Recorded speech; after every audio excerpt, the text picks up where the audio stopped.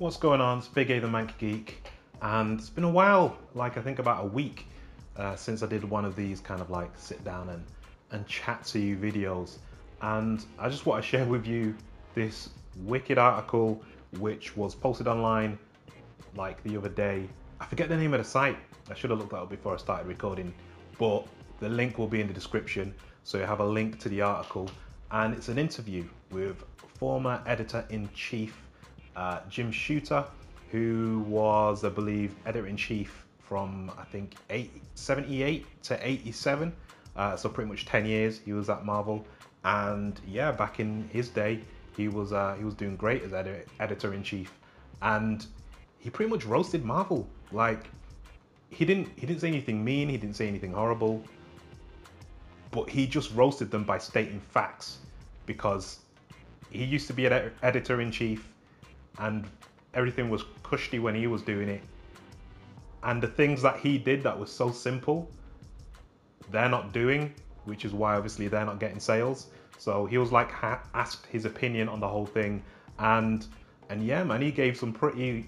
It's not even like the answers were brutal; they were just stupidly obvious. And it's like people have been saying this stuff online for a long time now, and now the fact that former editor-in-chief is saying it, it's like people aren't wrong. But there are certain bits of the article that I thought were kind of very important and poignant, and just got straight to the point as to, you know, what the issues are. So like the first bit that kind of really stuck out to me was this bit. It takes forever to tell a story. What Stan Lee would put in 6 pages, it takes 6 months. So you look at the sales, Marvel Comics are now $4 a piece.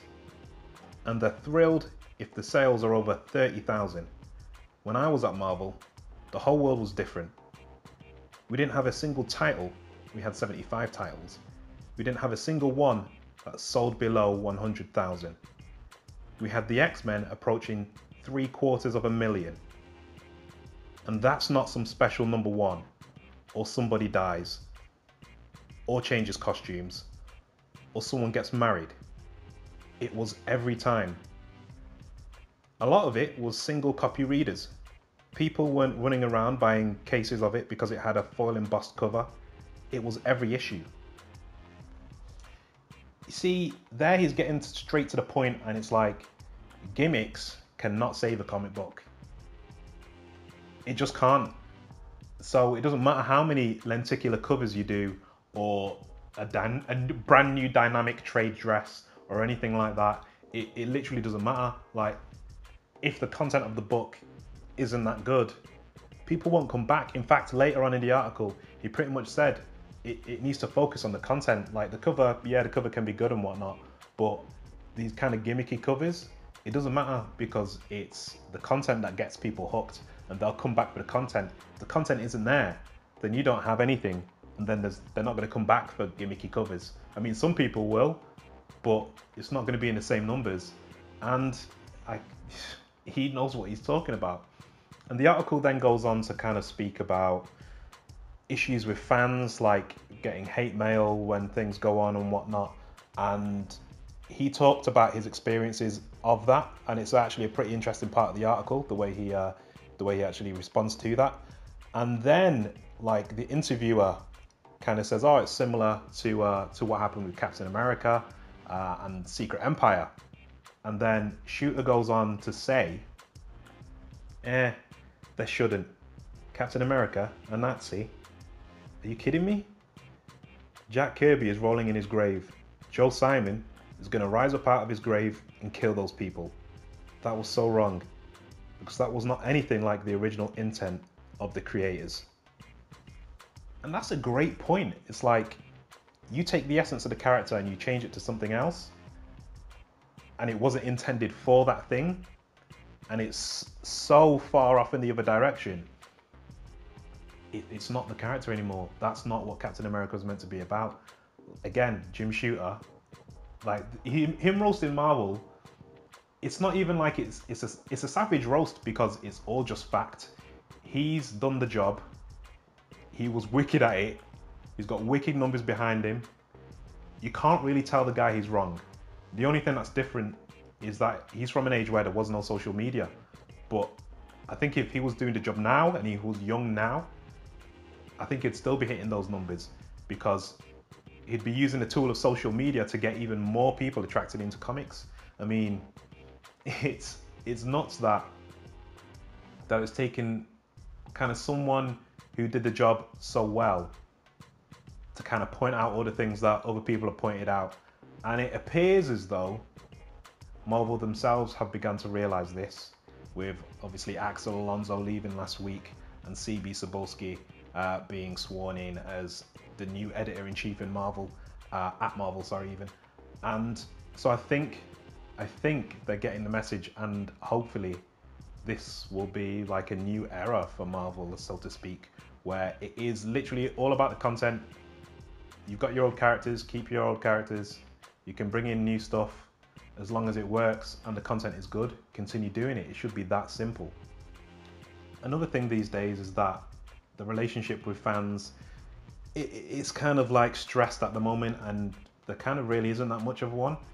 And again, this is something that Jim Shooter, he knows, he's well aware of. And what he says in regards to that is, I just read it and I was just like, this guy literally gets it. He gets it. And I'm going to read what he said, because I think it's probably one of the most important points in the interview, because it's about the fan-creator relationship. Anyway, this is what he had to say. It's a relationship marketing business. When I was a kid, I couldn't wait to see what happened to Spider-Man next month. I didn't give a damn if the cover was foil embossed, because it wasn't. It's all about them loving Spider-Man. The character of Spider-Man, wanted to know what's going on with Spider-Man. If they miss an issue and they don't care, you lost. So you have to understand, you're building a relationship. Stan took it a step farther and created a relationship between the creators. Everyone felt Stan was their friend. Kids would send him childish confessions. Am I a bad person because I did this or that? When they're involved, you win. When they're not, I don't care how many foil embossed covers there are. This guy literally gets it. He literally gets it. Read the whole article though, because there's some really good points in there.